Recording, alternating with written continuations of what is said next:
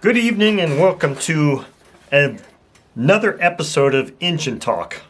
Yes, I did say good evening, which I seldom ever make videos in the evening after, I don't know, say 5 o'clock. But tonight I am. And I did say Engine Talk because even though I have been doing engine runs outside, this is something that I think kind of needed to be said at this point because of some of the testing I've been doing. So on the table today, you'll see that I've got 2 engines, an exhaust, and an engine head. And I'm going to talk about each of these things very briefly, at least as briefly as I possibly can. So the first thing is this.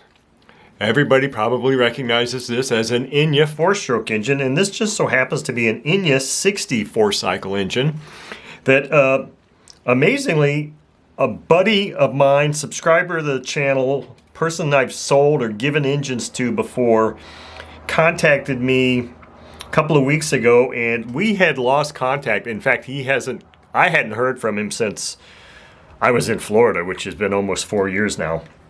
He emails me, or I think he sent me a comment, and I had lost his email address because I had lost so many email addresses when I moved here. And he's like, "Hey, I got this engine that I want to give to you. What's your address?" And his name's Craig. Craig, thank you for this engine. So in his being very gracious and generous, he gave me this Enya 60 4-cycle engine. And he actually said this thing is in good enough condition that you could probably do a box to the bench run with it. And I'm thinking, well, you're probably right. It feels pretty good. Now, the outer case of this thing looks like it's dirty or discolored. I'm not entirely sure what I'm going to do with this engine, but if you notice, does anybody notice anything odd about this particular engine? This engine is sporting something that is not an Enya part, and that would be this right here. And this is actually a very old muffler, probably this whole adapter and everything. I didn't realize that it would thread into. In fact, I'm not sure about this. I didn't know that this would thread into an adapter. I didn't think Enya exhaust threads were compatible with OS, but apparently they are to some degree anyway. So this is the exhaust and probably the header from an old, either an OS FS90, which dates back to like 1983, or one of those pre-120 Surpass engines, because this was the style of exhaust or muffler that was provided with some of those engines. But anyway, so this engine has got really, really good compression. Craig says it's a box to the bench engine. I don't know what I'm going to do with it other than take this little ball link off of it, because I don't like those things. Maybe I will do a box to the bench run with it, since I just refurbished an Enya 60 4-cycle engine that I had purchased. And this is a gift. Maybe this will be a swamp juice dedicated engine. Maybe what I'll do is run a short run of regular glow fuel through this engine to tune it, see how it operates and all that good stuff. And maybe this will be a dedicated swamp juice engine. Why not? I'm going to be doing swamp juice testing with a lot of different engines, and I'd like to have some, and that's part of what we're going to discuss here in a few minutes. I'd like to maybe have a 4-stroke that is dedicated to that.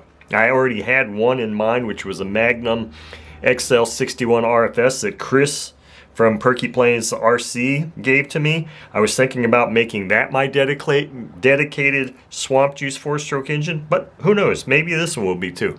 Now, the only thing with this being one is that I would really like to know what the internals look like beforehand, because for me to have a dedicated engine like that for the season, I'd really like to have an idea of what the insides look like and at least know that it has new bearings. So the Magnum might be the better one for that, but hey, I might do a run with this just to see how it runs, just for the heck of it. So that's this engine. Let's go to this next. This is the head of a Saito engine. Now, I just posted a couple of videos on this, and this just so happens to be that Saito FA72A engine that I picked up in late January at a swap meet for a very reasonable price because it had strict glow plug head. And a very good friend, Mike, repaired this engine with a helicoil. And just a few days ago, I did a run with this engine with glow fuel with an OSF plug. I took that plug out and I installed an OSG5 plug, and I did a run of swamp juice fuel. And then right after the swamp juice fuel run, I swapped to the glow fuel tank again and forgot to remove the G5 plug and did a bonus footage of running this engine again right after the swamp juice with regular glow fuel, but it had the G5 plug in it. And at the end of the run, I was like, oh boy, you know, I thought, I forgot to take that plug out. So I went to take that plug out, and when I took that plug out, the helicoil came with it. It stayed on the G5 plug. Now, I spoke with Mike today about the theory about why that helicoil came out, and that's kind of why this head is off the engine again. I still haven't dropped the valves yet. I got to pull the valves out, but I'm going to send this back to Mike. He's going to install another helicoil because he thinks maybe there was some kind of, the threads were too long or something. He may have to trim the helicoil down a bit before he installs it. So we're going to try that and see. So unfortunately, I think I mentioned in that glow engine run that this was going to be for sale, but since I've seen that the helicoil came out and now Mike's going to install another one, I don't feel comfortable selling this engine to anybody unless somebody wants it anyway, and it would just be a really discounted price.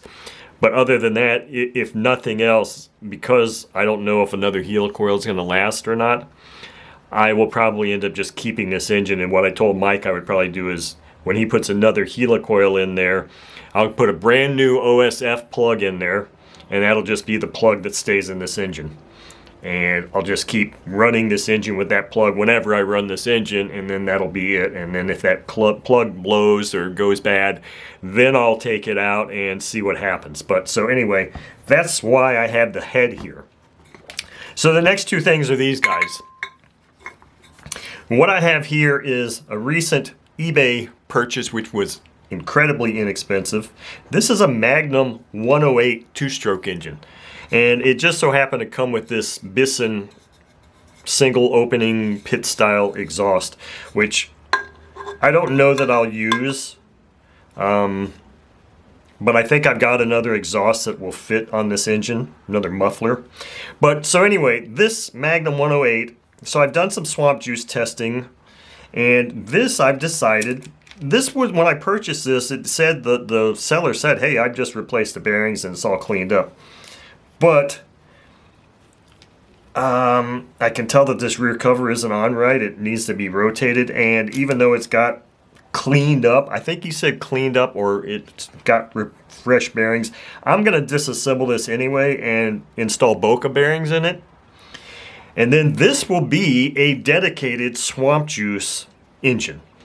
Now, I'm not certain. I might actually run one tank of glow fuel or one run of glow fuel in here just to tune it preliminarily. But then if I do that, everything after that will be swamp juice. So this will be my personal dedicated swamp juice engine, and it's a 108, so it's a little bit larger than the 60 and 40s, obviously. And that would just be a good test bed for swamp juice. So what I might end up doing is when I go out to do other engine runs throughout the season, I may have like one new engine or one engine that, is the feature engine for the day, and then just do another run. And this will maybe always be on the other side of the stand so that I can just keep doing swamp juice and just keep accumulating data. Now, will I, after the first run of swamp juice, for the first run of swamp juice, I'll probably make a video. But subsequent runs of this engine on swamp juice may not have a video associated with them, just because I'm just trying to accumulate time on an engine using swamp juice. And then at the end of the season, I would disassemble this engine and inspect parts, take pictures, you know, make a video and say, oh, this is what it looks like after a season of swamp juice or whatever, and get some more data for Garrett that way. So you'll see a swamp juice, a couple of runs with this engine, but then every other swamp juice run, you probably won't. Now, will I actually shoot video? I might actually shoot video just to keep as documentation, but I may not necessarily post the videos.